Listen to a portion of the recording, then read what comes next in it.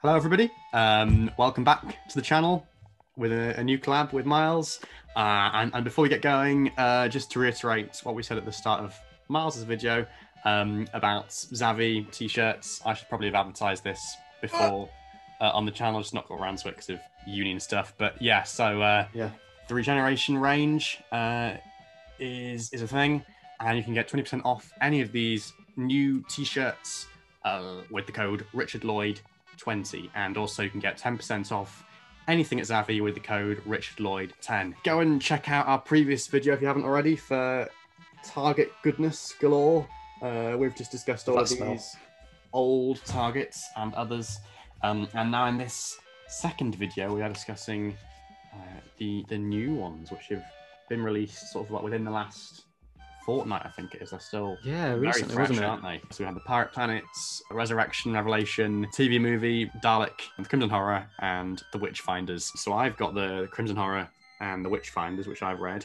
You have read Dalek and the Crimson Horror, haven't you? So yes, I've had these on pre-order for like a year and a half or something. When were they announced? Like yes, 2019? I was checking this morning. It was like December 2019 when these were announced, and then obviously because of COVID, they got pushed back. But they were meant to come out last summer in July. So this video is just going to be our thoughts on the ones we've read, really, the brand new ones, and a bit of a fact-finding mission because I want to know all about Dalek from you, obviously, and then. Yeah, you quiz me about the Witchfinders, and we can both. I do. I do need to learn about Crimson Horror and see what we thought about that one. You obviously have read bits in this, won't you? Yes, we should Dalek as well. It's the Doctor Who magazine Library of Time, which has got a nice little introduction as well. I think it's from Jonathan Morris, isn't it? Where it's like giving a reason for all these books, all about target books and stuff. So, there's little segments of it in here. So I have read a tiny bit of it about a boy on a hill, and then it kind of goes into sort of the start of that story, doesn't it? Rob Sherman obviously has written that one. You've read some of his other prose stuff, I think, haven't you? Because I haven't. I've got somewhere one of them. It's called Everybody's Just So Special, I think. Yes, and it was released by Big Finish. Big Finish sale recently, but I haven't got around to it because I remembered you talking about that one. And I have actually listened to some like podcasts and things. I listened to a podcast last summer, I think, where he's talking about his latest project. Have you heard the thing where it's like 3 massive volumes? It's taken like 20 years to do it, and it's like I think I heard him mention that in Doctor Who magazine as well. Yeah. So I'm like vaguely aware of his inclinations when it comes to like the weird, macabre, sort of the strange. I guess I'll just echo what I said in my tweet about it. I did when I just finished it. It's rare that a masterpiece like a story as good as Dalek can be not just improved upon, but kind of elevated even beyond the sort of masterpiece that it already was. I mean, genuinely, it's an absolutely horrifying, putrid masterpiece. Totally, I can't think of any other way to describe it because it does so much more than just retell the story. Obviously, it is very much just a kind of a retelling, but there's all the expansion and so much more than that. So I don't know where to begin, really. I suppose a lot of backstory from what I've heard, like for the different characters, like the guy in the suit, for example, who gets killed off, and So what there is throughout the story, there's kind of these tales chapters, like the Torturer's tale, or the Guard's tale, or the Genius's tale. All these different things, like dispersed throughout, and I think they're quite possibly the highlight of the book itself. I mean, each of those chapters kind of map out that character's journey to the point that we are in the story at the moment that we're in. So you'll hear about how Adam got to where he is. You'll hear about how Van Staten got there, how the torturer that does all that stuff got to that point. And they almost seem like Rob Shearman's excuse to get his talent for short story horror anthology into a Doctor Who book. And it just works so well. I mean, they're as dark and twisted as the short stories I've read. You know, the TV story does one thing, you know, it kind of presents these characters as is, but this, it really gives you a newfound appreciation for how those characters got there. And when I watch Dalek again, I'm going to be watching it in a totally new light. I think that's the best thing a target book can do. It can make you appreciate a story all the more. But the best thing about it, I'd say, as well as these chapters throughout, is probably the actual Dalek itself. I mean, obviously the TV story delves into like how this isn't a normal Dalek. This Dalek can now feel, and it has motives, not just beyond just wanting to kill. But like all target books, you get inside the head of the characters, or in this case, like the casing of the Dalek, I suppose. And through doing that, the Shearman just makes them terrifying all over again. Simple things that can be put in, you know, just as a throwaway line in another target book, like the Dalek turned its head, or the Dalek shot down a soldier. It's just expanded on here tenfold. Like the description of someone being killed by a Dalek laser bolt in this. When a victim is caught in the blast of a Dalek gun, it's said that for a few seconds, fellow soldiers can see their comrade's skeleton exposed, as if on the glare of a blazing X-ray, before it collapses in on itself and is turned to paste. That, I mean, that is Rob Shearman in a sentence. It's great, and the way that the humans are just as terrifying as the Dalek itself. Honestly, can't recommend it enough. Really. Wow, fantastic! I'll certainly look forward to that one. Yeah, I mean, I definitely get it. Definitely get it. It's definitely next on my list. From what I've heard, I mean, it's the one that everybody's sort of talking about, really, isn't it? Like, I guess it's the highlight of the bunch for lots of people. So yeah, that's definitely next on my list. And then to go to the next one chronologically, then the one that we've both read. Both finished quite recently, haven't we? I think. I thought I wasn't going to finish it in time for this video, but I finished it literally this morning as I was brushing my teeth. So it's kind of fresh. It's fresh. I sort of intimated to you that I was a fan after I'd read it, because strangely enough, sort of when I read the bit in here, which is like the kind of prologue-y bit, I wasn't quite as convinced. But I guess having finished it now, what I did love about it is that in the same way that Day of the Doctor does sort of weird stuff and like formats bits differently, like in here you get bits that are like Strax's field reports or whatever. You get bits from Jenny Flint, like her reminiscences. You get Mr. Thursday, whatever he's called, Edward or Jonas, whatever the heck he's called, like kind of framing the whole thing. It's very much in that sort of vein of other Victorian fiction, like Dracula or whatever, where it's like an epistolary novel, I think is to use the correct term, where it's like different letters and diary entries. Oh, is that what they're called? All right. Together, yeah.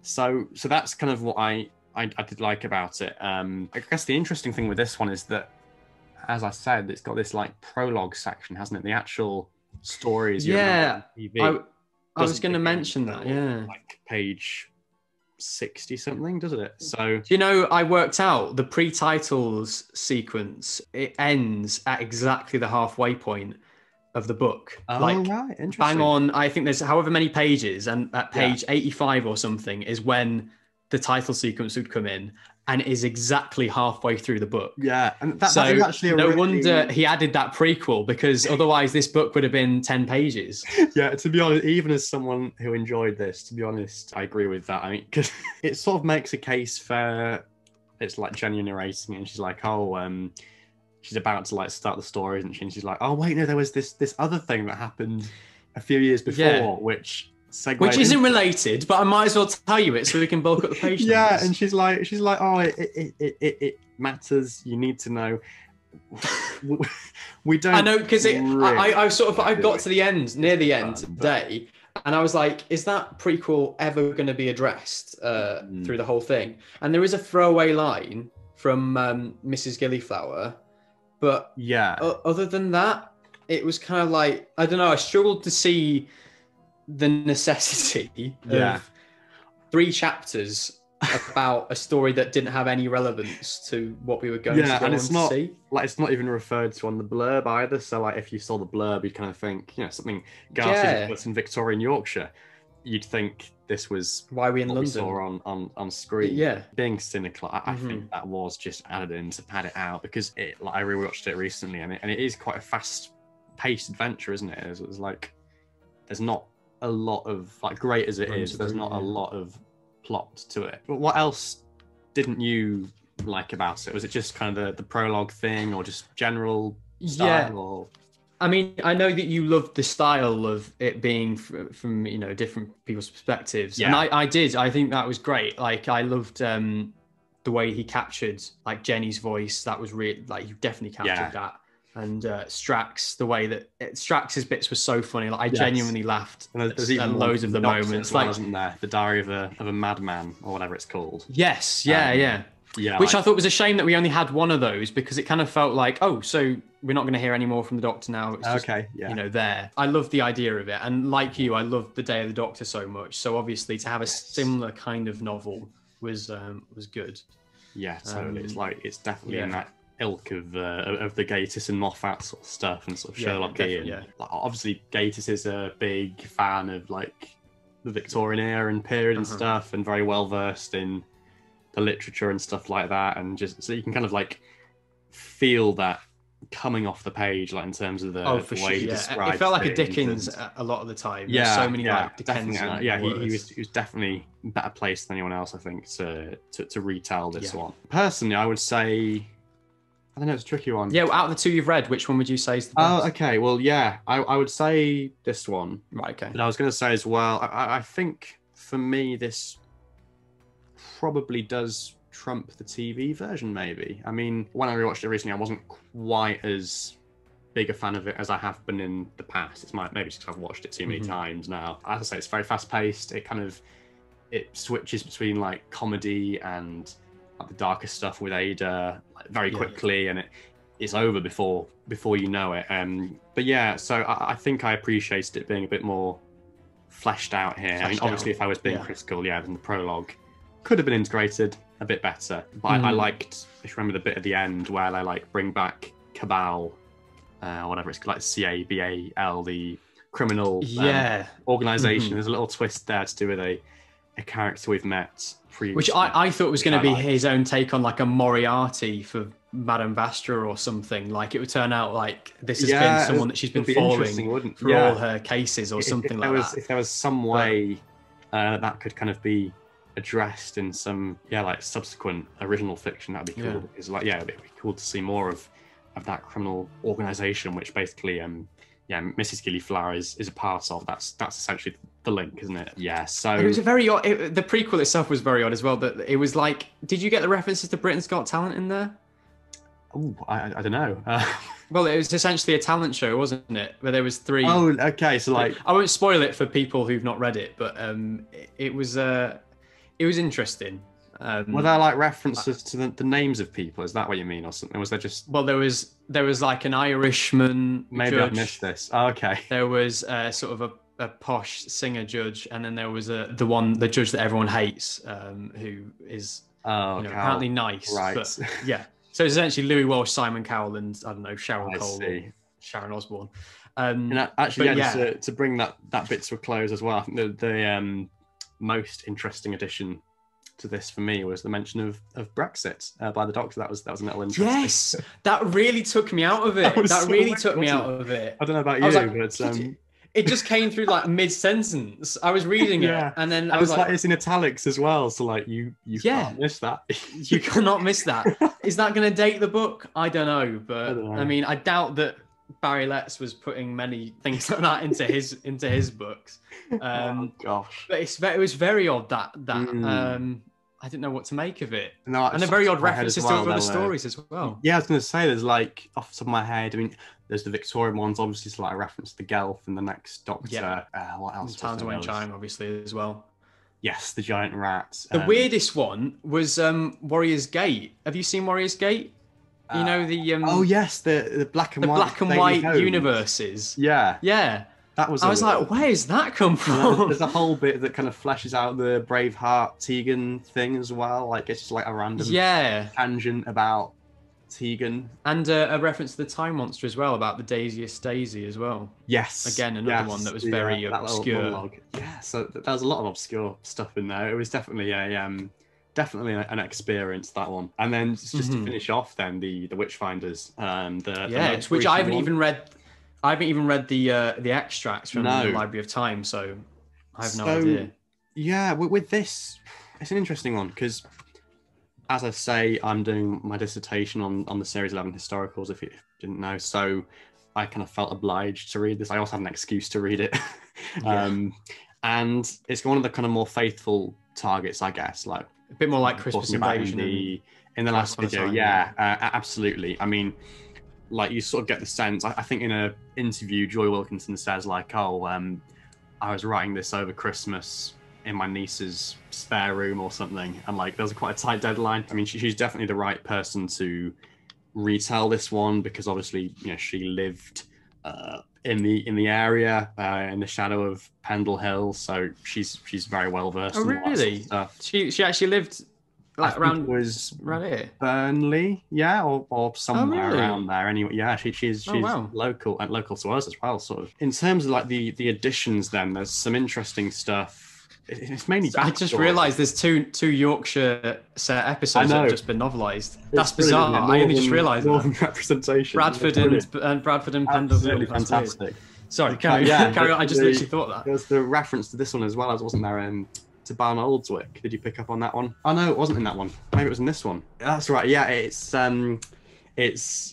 Willa, and because like Willa narrates quite a lot of this one, and she's like saying, "Oh, I realised that these people from Yorkshire, i.e. the Doctor and her companions, come from further afield than that bit near Barn Oldswick." Oh, that's essentially where we are. So is it a bit like Crimson Horror in that she's narrating bits, but then is there a lot of third person stuff as well? Yeah, it's. I think from what I remember, it was kind of more third person. I mean, there are these like bits like in italics that's the very first bit, and it's like this extra story which takes place subsequent to the episode, where basically she's in trouble, well, about to be hanged. I don't think it's spoiling it to say that much because that's right there on the first page. And so you kind of get a few of them throughout the novel. I mean, it's not a massive thing, it kind of comes back to it at the end. In terms of like the additions, there's a bit like that goes into the backstory of the Morax king and queen, like what they got up to in like the prison. I think it's the prison they were in before they ended up in Pendle Hill or something. There's like something like that, which was interesting, but sort of, I don't know, unnecessary. How much it added, because the similar thing for like Bilehurst Crag itself. You get like there's a character called Annie Clay who's like, I think she ends up being part of the family. I think she might have even been Becca's mum or something. It's like one of the people who was first accused of being a witch, and she was like a prostitute and stuff, and stuff going on there. This is heavy for a Jodie Whittaker. Flashes out Bilehurst Crag and what was going on there. And there's a big bit about like Becca as well, and how she married into this family and had her eyes on the prize, all that sort of stuff. At the same time, it tries to be very faithful, and so what you end up with is some of those bits being a bit redundant, perhaps, because obviously in the episode there's that bit where Becca is unmasked as the witch, as the Morax, and the flashback is there integrated into the story, and like it comes across all we need to know like through the dialogue. So yeah, there's kind of bits where you get the same information twice, because at the same time it's trying to add new material in terms of flashbacks, and then it also gets addressed anyway. There is a very interesting addition, actually. I mean, I won't spoil it for anyone, but on the very last page, or last couple of pages of the last chapter, essentially, there's a new ending for Willa. It starts off actually with subsequent to the episode. There's a little scene between her and King James just after the TARDIS has left, and he's saying, "Oh, I'm gonna burn Bilehurst Crag down, so you better go off somewhere." And he suggests she goes off to Preston. Yeah, it addresses obviously what happens with her hanging, and there's a very unexpected bit in the last sort of penultimate paragraph. All I'll say is it involves some other northern characters from Doctor Who's past. Oh. So, And it sort of comes don't out of know what nowhere. people- pretty much, yeah. I don't know what people Oh. have made of that, really. I did a quick Twitter search, and I don't think many Anyone's people found sort of it? passed comment on that. It's a throwaway thing, but It's certainly of the new batch. I guess the Hmm. Witchfinders is the one I've heard talked about. Perhaps I don't know. I The mean, I new- certainly heard Dalek talked about the most, but I've not heard hmm. it talked about as much. Other than it's interesting. one tweet by Joy Wilkinson herself, which was like an extract Of course, from, yeah, about from the book. connection to recent And- events, obviously. Yeah. And the way that was written, that made me go, right, I need to get this book because Yeah.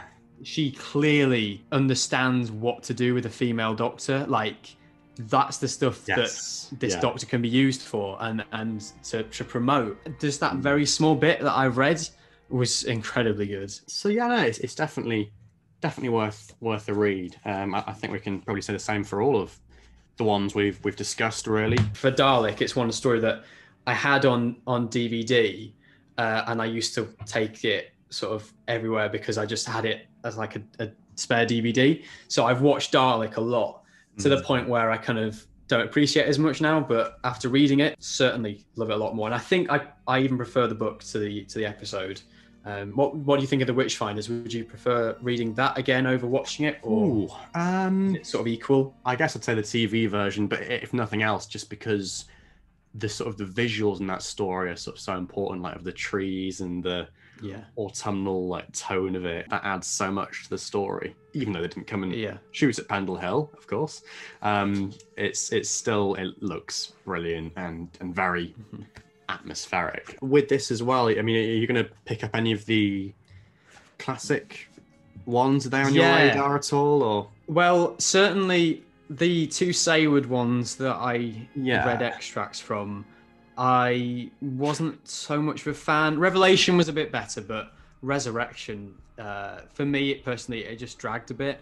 So I don't think I'll be delving into that. The Pirate Planet, I was saying this to you, I've got the big hardback version, which is obviously like expanded using Douglas Adams' original drafts and all that sort of stuff. So the one here is basically cut down so that it's reflecting the TV version. But I just love James Goss's writing so much. And I was reading the extract here and Pirate Planet is a story that I first watched, I thought was garbage, but watching it again, I honestly adore it. So I'm more than willing to get another copy of the Pirate Planet. Yes. So I'll be getting that. And I'm not too sure about the TV movie, but I'll definitely be picking up the Witchfinders at some point as well, because like you say, there's a lot of aspects of it that I really am intrigued about. Yeah, definitely. What about you?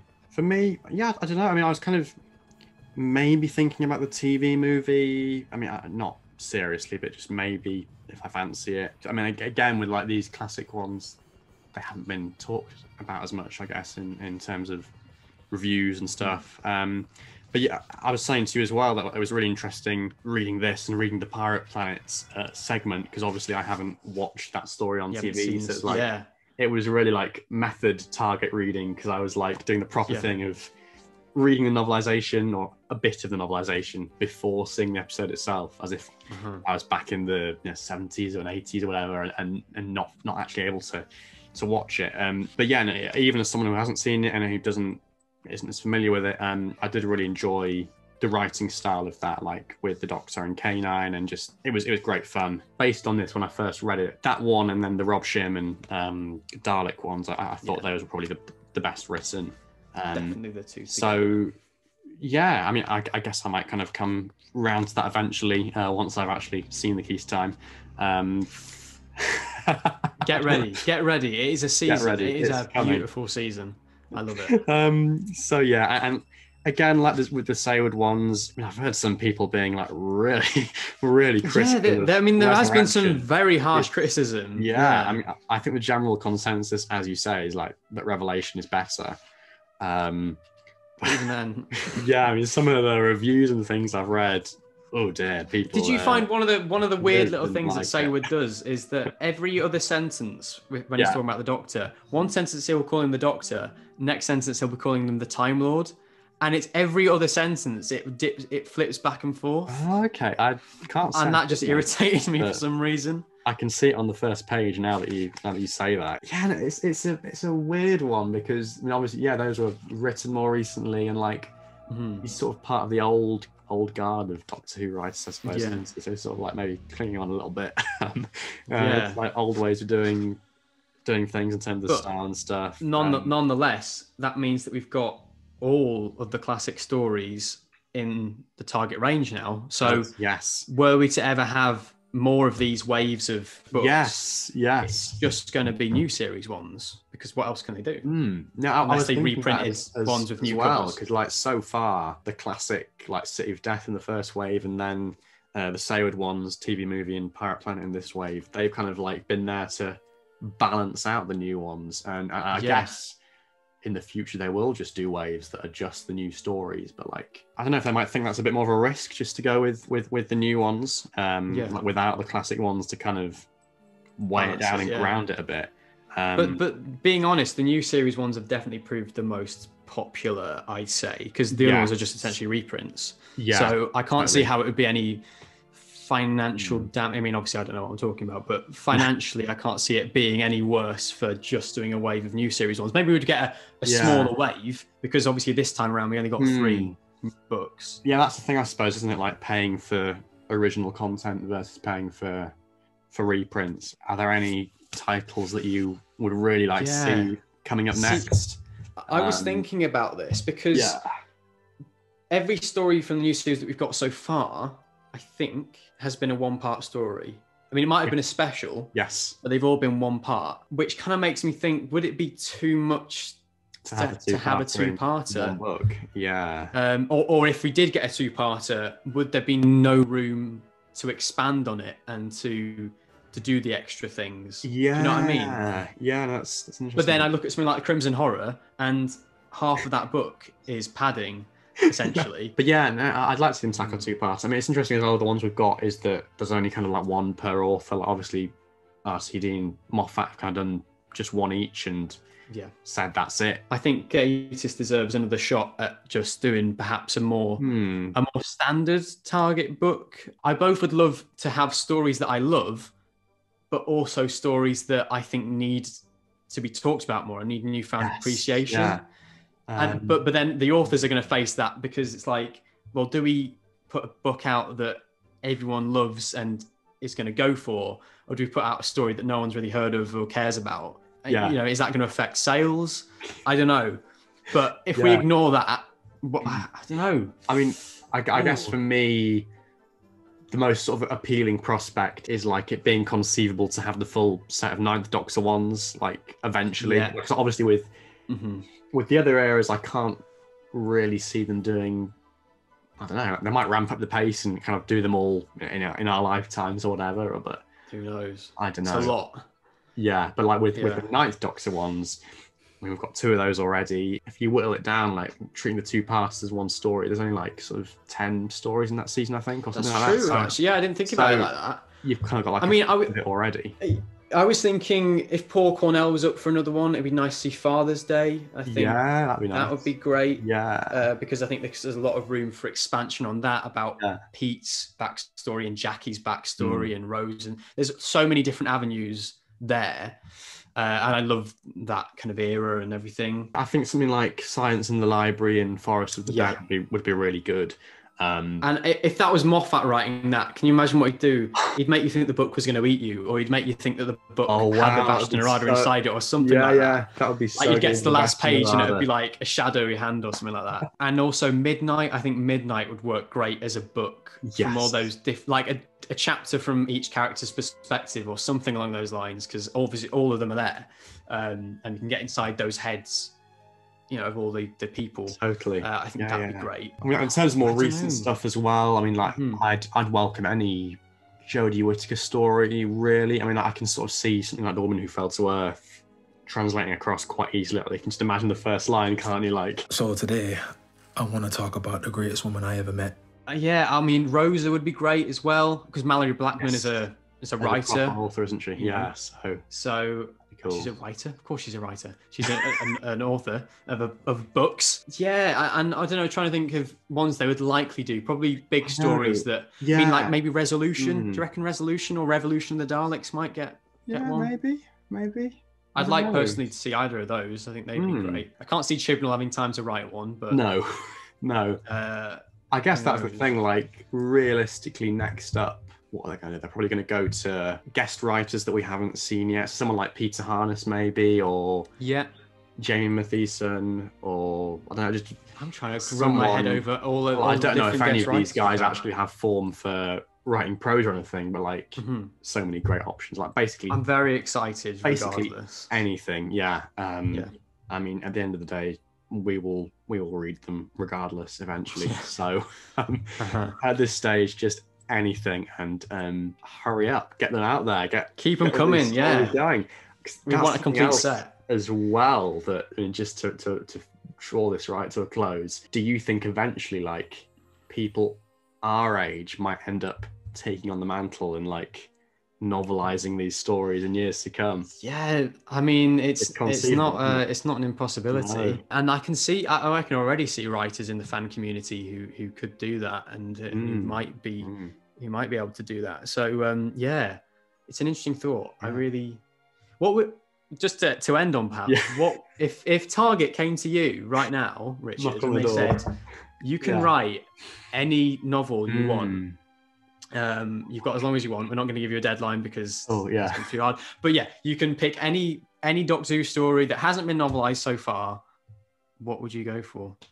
It's a big question. It's basically saying what's your favorite Doctor Who story, but think of it. I mean, again, I'm drawn back to The Woman Who Fell to Earth. I think actually that would be a good one. Or like being given the mantle of the timeless children and having to cope with that would be amazing. But you could do some really like creative stuff with the bits inside the Matrix there. I can see that. I just thought Haunting of Villa Diodati, you could basically do Frankenstein, couldn't you? You could emulate Frankenstein as a book. Very cool. I mean, how about you? Anything that springs to mind particularly? I mean, just saying that, I suddenly thought, could you emulate Dracula in Vampires of Venice? If did a Vampires of Venice in a similar style of the Crimson Horror, of like the vampire elements. I don't know. That's a really tough question. I'd really put you on the spot there, and now you put me on the spot. I know. I would love to do something like Girl in the Fireplace, I think. A one-parter. Yes. One that has a good cast of characters, and from the 10th Doctor era as well is obviously my favourite. So I'd say something like Girl in the Fireplace would be really good. Yeah. There's a lot of scope. There's a lot of scope for some good stuff. It's a shame we won't get any more Davies or Moffat. Yeah, but, that's made me think as well that like something like Heaven Sent would just be phenomenal. Oh yeah, that would be amazing. Yeah, it'd all be from the Doctor's perspective, or I don't know, just something. I could do some really mad stuff with that. So the possibilities are quite literally endless. We could go on talking about this all day, but we won't. Yeah. So I guess that brings our little bunch of Target videos stack as well to a close. Close. The stack. Yep. There we go. Save my whole collection. Imagine if I brought all of them down. Yeah, I meant to say at the start actually, like, if we'd been born sort of, I don't know, 20, 30 years earlier, we would not be able to hold in our hands our entire collections, because I thought you mean that we're so old that our arms can't take it. You mean like because there'd be so many? That too. Yeah. Yes. Totally. I mean, can you imagine? We don't have big Blu-ray box sets. We'd have towers of Target books. So, as I say, that draws us to a close with this and with this batch. Let us know your thoughts on any of the new ones in the comments below if you've read them, or any of the 2018 ones, or just anything Target related. Let us know. Go and buy some t-shirts if you want to. Support your favourite Doctor. Fantastic. Yeah, that Pertwee one's really cool. It is so good. Look at that. I mean, I love the Auton. Look at how cool that Auton looks. I've never seen an Auton look more dynamic than that. This is really the last page now. End of the story, end of the book. So, close the cover and bye-bye.